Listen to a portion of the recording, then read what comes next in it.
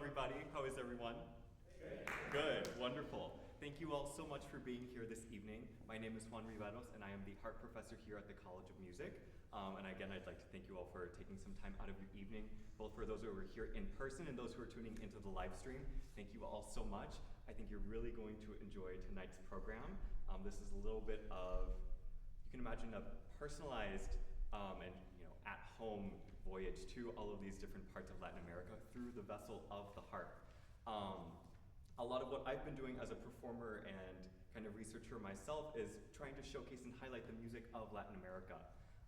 We have so much repertoire that is very well known for the instrument, but many people don't realize that there's a whole plethora of pieces and genres that are written specifically for this instrument, as well as the Latin American harp that you see here next to me. This is my first time actually performing on both instruments, so this is going to be really exciting for all of us here this evening. But with that being said, I'm really excited to be sharing this program and all of these things I've been working on. And without further ado, we can go ahead and get started. This program is sandwiched with compositions of my own. We will be starting with my Danza number 1. This was a piece that I wrote on a commission from Harp Column magazine about a year and a half ago, and this was included in the Tear Out tune. For those of you who aren't familiar with Harp Column magazine, and in the very middle page now, the 2 pages, there is an option to have a piece of music printed there. It's called the Tear Out tune, so then people can just open their magazines or even tear the music out, and that's their music that they get to learn. So I actually wrote this piece in celebration of Hispanic Heritage Month last year. So I'm very excited to be sharing it with you all this evening, and my first ever performance on this harp. This is Danza number 1.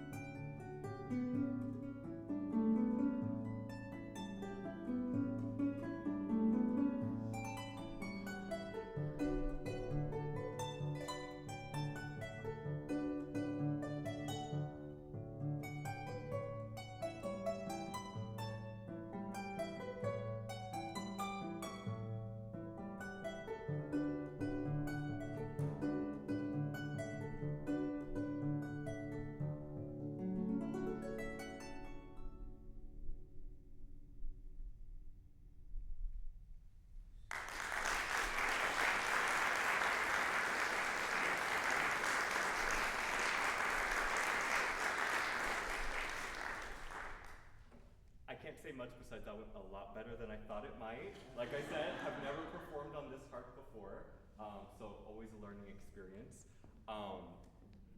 But that was a little bit of a starter to this program. So that was my Danza number 1. The next selection is going to take us to music that was really kind of developed for the Latin American harp. This following piece was written by harpist composer Alfredo Rolando Ortiz. This is his Milonga para Amar. Milongas are a very distinct dance form from the Llano regions of Latin America. This is where a lot of the plains are. And this is a piece that he wrote. He himself is a harpist composer, and we can really credit him for giving so much access to the instrument and the repertoire. Mr. Ortiz was one of the first harpists to be publishing this kind of music for the instrument and made it really accessible for also pedal harps to play. This piece, the Milonga para Amar, I've performed many times before on this harp, but it does not give quite the same effect and experience as we do experiencing it on this harp. And as you may have noticed as well, I'm standing up to play this harp. Some of the differences are that the string tension is very different, a lot lighter on the Latin American harps as opposed to the pedal harps. So the sound is a lot more guitar-like, and that's actually by design. A lot of the Latin American instruments are supposed to sound as guitar-like as possible in many ways. And so I think we'll get a little bit of that coming out as well in this Milonga para Amar. But without further ado, I hope you enjoy this piece by Alfredo Rolando Ortiz. Thank you.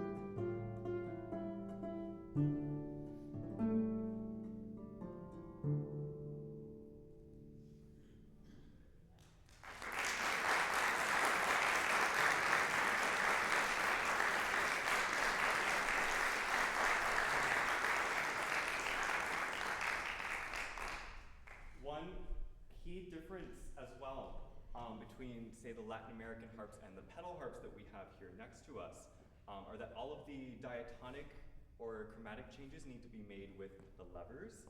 So this is a manual change that I have to do to control the half steps on this harp as opposed to this instrument where we then use the pedals to control different things. So on the pedal harp, we will get to some more harmonically exciting music in just a second, but we're gonna wrap up with this harp on a piece that is also very near and dear to my heart.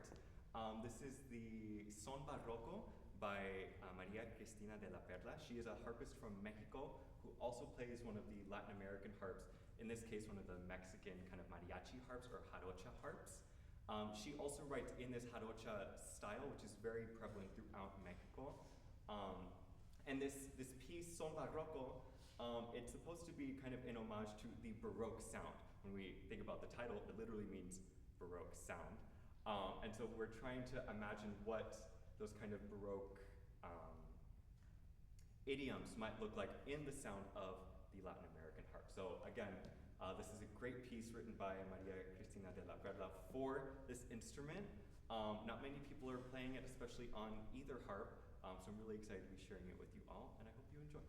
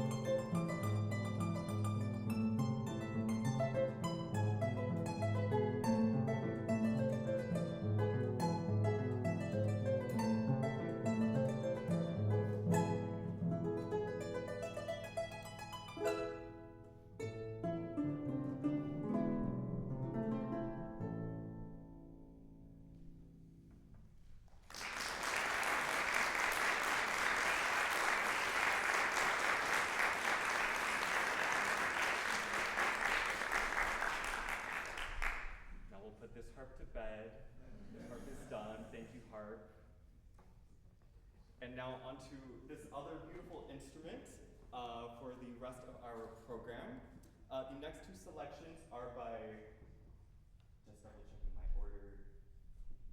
There it is, yes.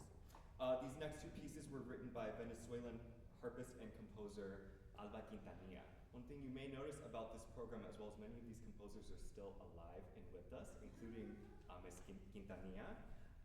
And she is a very important pedagogue and harpist, especially in Venezuela. She's one of the first harpists to really bring and establish the instrument to the country and make it part of the classical music scene. She also wrote a lot of these kind of character pieces from Venezuela for pedal harp, which is just a wonderful thing, and I'm excited to be playing these pieces of hers for you. One thing that I've encountered as a performer and researcher in this kind of music is this problem of access, right? We also have this really interesting quandary of who has access to the music of these composers and why. In this case, I have access to it just because I happen to know and got in contact with someone that's related to Miss Quintanilla, and they were happy to share their music with me, but apart from myself, I don't know many other harpists who have access to her music or even know about it. So a big part of my desire to share and perform this music is to just bring awareness to it and let other harpists know that this is available to us, and it's amazing music. So the first piece that we'll be enjoying this evening by Miss Quintanilla is her Vals Venezolano, Venezuelan Waltz. Please enjoy.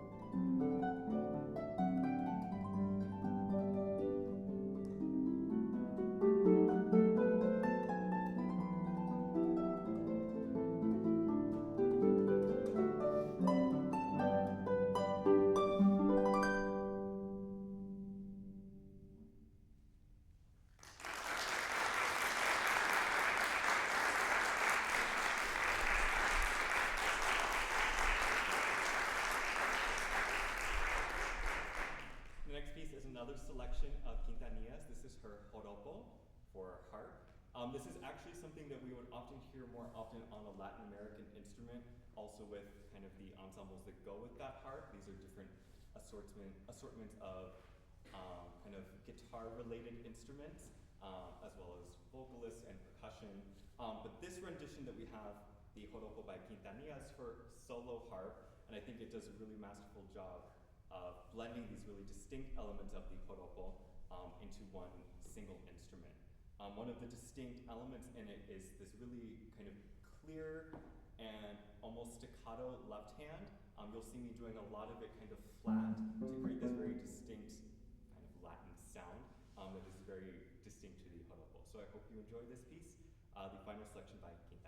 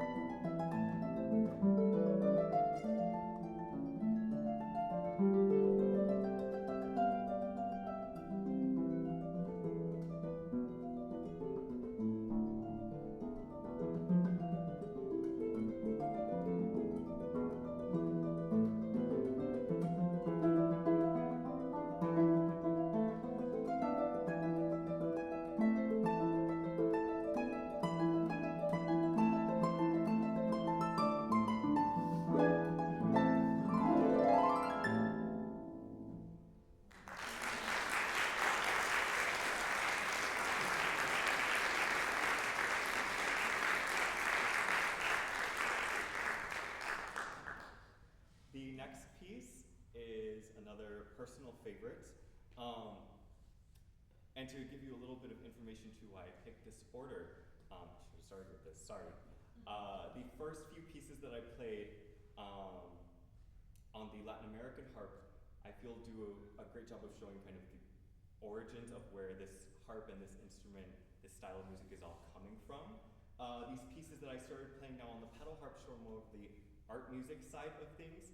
We see these different composers being influenced not only by their folkloric backgrounds, but also trying to compose things in a classical context. In this case, for the pedal harp as opposed to the Latin American harp. The next piece is really a great example of this as well. And the idea of a Mexican composer trying to also write art music. In this case with Mario Ruiz Armengol with Matinal. Matinal means of the morning.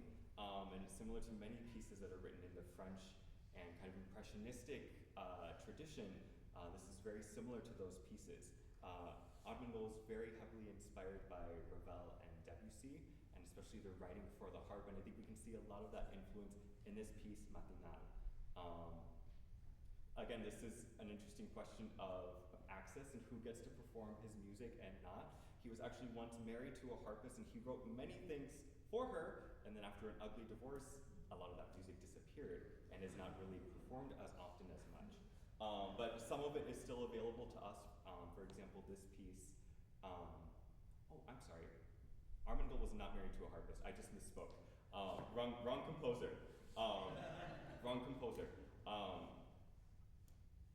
But this is something that really showcases this idea of art music from a Mexican context. So before I mess up any more details, let's get on to some more playing. Here's Matinal.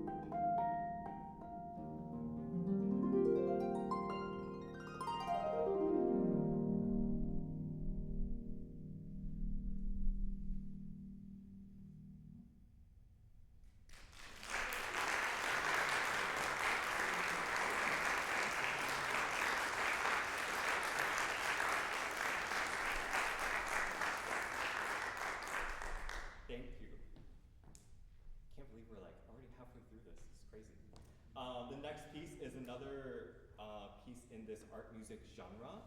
This is a sonatina for harp written by Alberto Ginastera. Ginastera in the harp, he's most well known for having written the harp concerto, but this was actually much later in his life. His first kind of encounter with the harp was actually with the sonatina that he wrote in his 20s. He actually won a really significant award in Argentina for this piece. It kind of was one of the early beginnings of his compositional career, but Ginastera didn't like it. So he withdrew it from his own catalog, but us harpists had a couple of copies of it laying around. So there were unofficial performances that were going on for quite some time, and then only in 2020 did Boozy and Hawks, the big music publisher, make this music available for others to play. So I'm one of the few people who's kind of performing this right now and making it part of my repertoire. And it's a really, really fantastic piece. And here's why.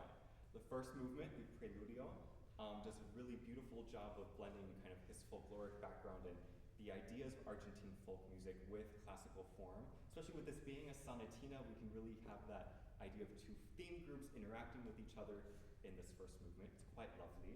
The second movement is an aria, and what you'll see is my left hand playing actually a little bit lower in the strings to have more of a guitar-like sound, while my right hand will be playing harmonics to create the really sustaining and beautiful melody that floats on top of everything else.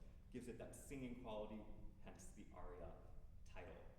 The final movement, Toccata, really shows the direction that Ginastera was heading in.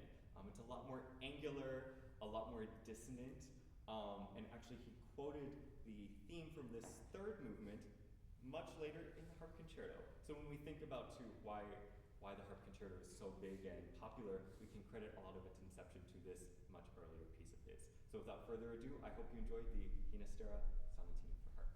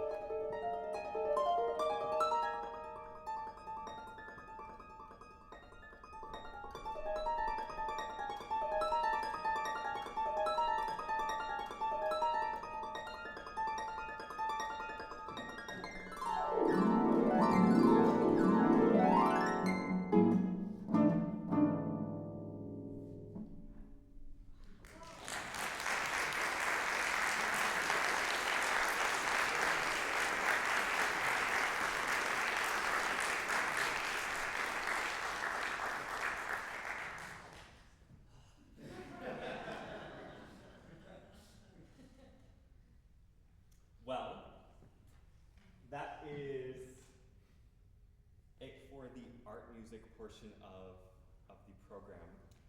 Now we get to enjoy some different parts of Latin America. A little bit about myself for those of you who I don't know personally. I've had the incredible privilege and opportunity to travel to Brazil for the past 3 summers to perform for the Rio Harp Festival. And I hope to return this coming summer for the festival. And one thing that I've really loved about getting to explore Brazil is this whole other part of Latin America that we don't often think about as being part of Latin America, even though it very much is. And a big part of that is the language barrier, but there's also an incredibly rich musical culture there in Brazil. And one thing that I really appreciate and gain from attending the festival and participating and performing there is that the audience loves to hear Brazilian music too, and so many of the performers who go there play some Brazilian things. So it only made sense for me to start doing more of it on the harp. Much of it hasn't been done on this instrument before, which is part of why I've transcribed so many of these selections for us this evening. The first piece that I'll be sharing is Aeroporto do Galeão by Altamiro Carrilho. He is, or was, a flutist there from Rio de Janeiro, Brazil. And he wrote this piece on the way to the airport. This is about the airport there in Brazil. And he wrote it off of these 4 notes that you'll hear me play at the opening. Oops.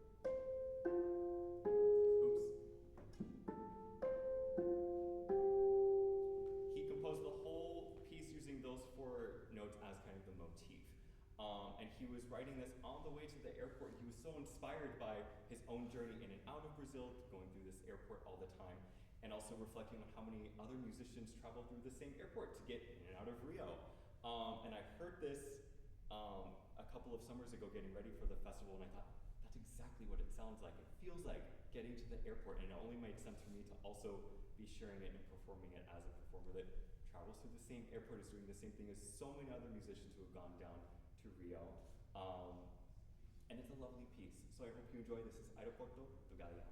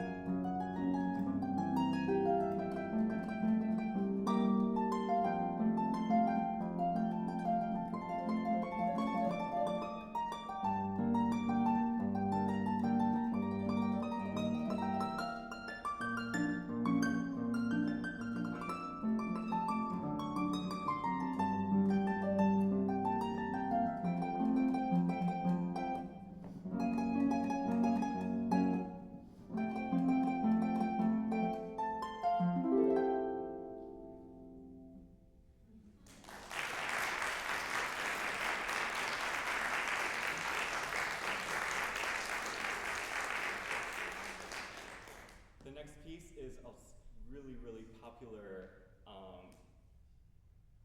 kind of piece of nationalist music from Brazil's history.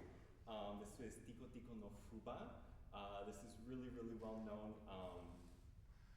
It's choro, so this is kind of a street form of music as opposed to maybe bossa nova, which we'll get to in just a second.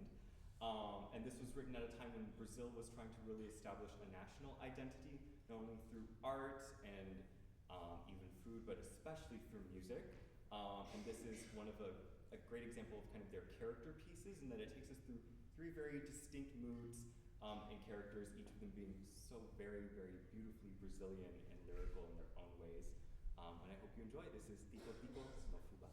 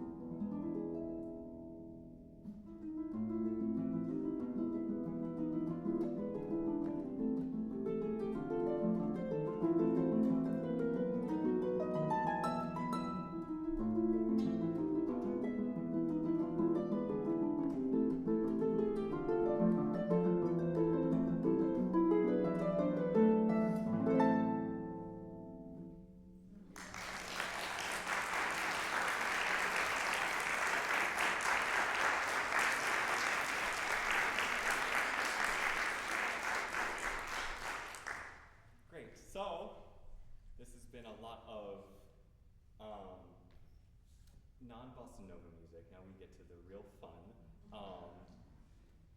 These next three selections, I will be playing kind of like a set, more in a kind of jazz type of setting. They'll lead right into one another. There won't be a hard break between them. But these selections I'm also really excited to share with you all. It's not very often that we get to hear bossa nova music performed on the harp, mainly because there's a lot of pedal changes that have to happen. It's very chromatic. But these pieces I especially love. The first two are by Roberto Menescal. He is still with us and one of the really important Brazilian singer-songwriters. The first song, Rio, is about the beautiful city of Rio. The second one, O Barquinho, is about a boat and kind of the journey that one has on a boat. This particular version that you'll hear this evening, he recorded a really wonderful version of this song. He was playing guitar with vocalist María, and I loved what they did so much that in kind of the jazz traditions, I sampled a little bit of his solo at the opening and in the middle. So you'll hear some of Roberto Menescal's solo riffs on the harp in this program in O Barquinho. And then we'll be wrapping up this bossa nova set with the fan favorite, Go from Ipanema. One thing I love about this piece especially is every time I've been to Rio and to Brazil, I hear this everywhere, all the time. Does not matter what time of day, what time of the year, where I am, what's going on, it's always getting played by street musicians. It's such an emblem of not only Brazilian and especially Rio de Janeiro identity, but it's such an incredible piece of music as well. I think you'll really enjoy this version that I've done for harp. The first half of it is really, it's Girl from Ipanema, so it's what you'd expect. But then the second half of it gets very kind of virtuosic and flashy for the harp version of it. So without further ado, I hope you enjoy these next three bossa nova selections on the harp.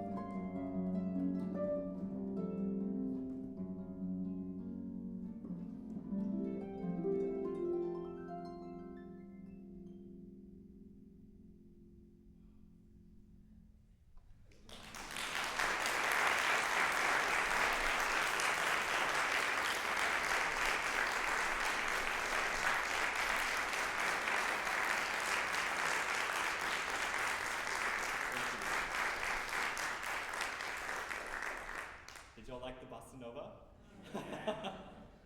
It's very nice, it's very nice. I actually have a hard time practicing other things because this stuff is so nice.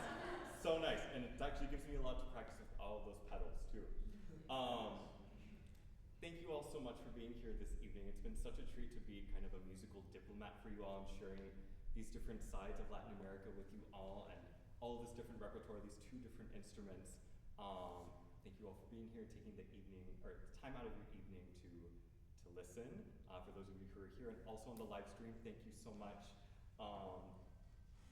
I just got back from doing a few recitals in Dallas. I flew in actually this morning and I did 3 recitals when I was down. So this has been really, really exciting to also be juggling 2 different programs and be sharing this. So now for the grand finale, like I mentioned at the beginning, this is a sandwich of my compositions. We started with Danza number 1. We're going to now finish with my concert fantasy on Pájaro Campana. I started playing the harp 16 years ago, and back in Dallas, which is where I just was, performing for people who have seen me perform since I started, right?